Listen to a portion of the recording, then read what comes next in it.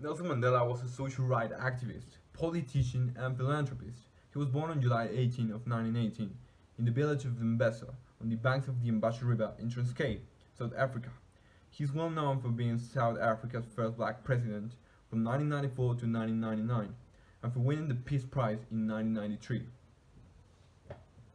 He learned that in order to achieve respect everywhere, you need to fight hardly against every domination that threats this goal. Also, he declared that a good leader needs to talk and make conscious with the people by his words and not by his weapons. According to him, respect and liberty is something every human being needs to be great.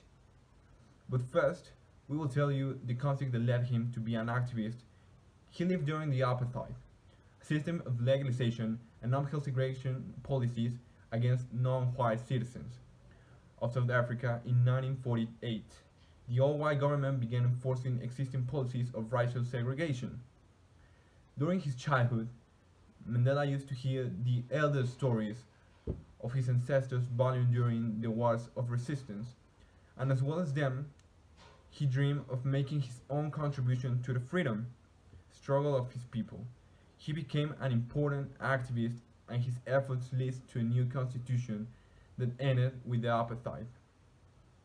That's picture. He starts getting his relevance in his mid 20s when he joined the anti apartheid movement, which aim was to fight for the human rights of colored people. Then, in 1942, Mandela joined the African National Congress. For 20 years, he directed a campaign of peaceful and non-violent defiance against the current South African government of the time and their racist policies.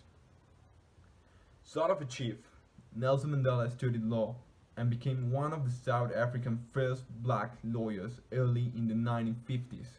He was elected leader of the young wing in the ANC, African National Congress, liberalization movement.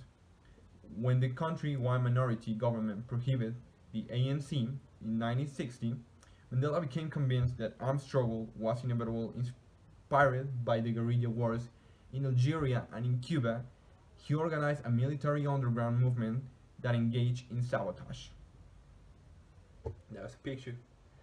In January 1962, using the adopted name David Monsamaji, Mandela secretly left South Africa. He traveled all around South Africa and visited England to gain support for the armed struggle. Later that year, he was arrested and sentenced by his treason, conspiracy against the state, leaving the country without a permit, and setting works to strike. From 1964 to 1982, he was confined to the notorious prison of Island Robben Island. Together with several other resistance leaders, he was then moved to a prison of the main island until his release in 1990. During his imprisonment in both places, he only was able to have one call and visit every 6 months. Mandela became a reliant point of South Africa's oppressed and the world's most famous politician and prisoner. Therefore, in 1969, the South African Secret Service prepared his death. Inside the jail, they planned to simulate a jailbreak where Mandela accidentally killed him in the process of recapture. If it wasn't for the British secret agent, Mandela would have died in 1969, and after 27 years of prison sentence, he continued his fight to end discrimination. In one of his most famous speeches, he said, I have cherished the idea of a democratic and free society in which all persons live together in harmony, with equal opportunities. It's an ideal which I hope to live for and to achieve. But if needs be, it's an ideal for which I'm prepared to die. He was convinced of his ideas, and his resilience is admirable. He was willing to die for the freedom of his people, and each of the obstacles he experienced prepared him for a great mission, the presidency. Mandela negotiated with President F.W. de Klerk toward the country's first non-racial elections. White South Africans were willing to share power, but many black South Africans want a complete transfer of power. The negotiations were tense.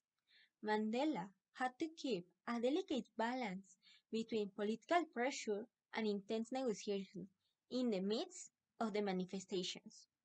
In 1993, Mandela and President de Klerk were awarded with the Nobel Peace Prize for their work toward abolishing apartheid. Negotiations between black and white South Africans prevailed. On the 10th of May of 1994, he was inaugurated as South Africa's first democratically elected president. He won with 62.65% of the vote. Mandela worked to protect South Africa's economy from collapse. He introduced housing, education, and economic development initiatives designed to improve the living standards of the country's black population. Also, as part of his mission of peace, national building, and reconciliation, Mandela used the National Enthusiast for Sport as an important point to promote reconciliation between blacks and whites, encouraging black South Africans to support the once hate all-white national rugby team. After his presidency, he established the Nelson Mandela Foundation, which continues contributing to the making of this society in South Africa and beyond. Nelson Mandela overcame many obstacles throughout his life, but he always fought for the freedom. Despite spending lonely years in prison, he didn't give up. He used that time to reflect the needs of people, and, as we can see in his speech, he discovered that education was key to empowering black communities. This led him to take action in favor of a non-racial education system. Nelson Mandela never wavered in his devotion to democracy, equality, and learning. Despite terrible provocation, he never answered racism with racism. His life is an inspiration to all who are opposed to oppression and deprivation. After all this time, there is still much work to do. His life is an inspiration to continue the fight for freedom and to support social movements in all places.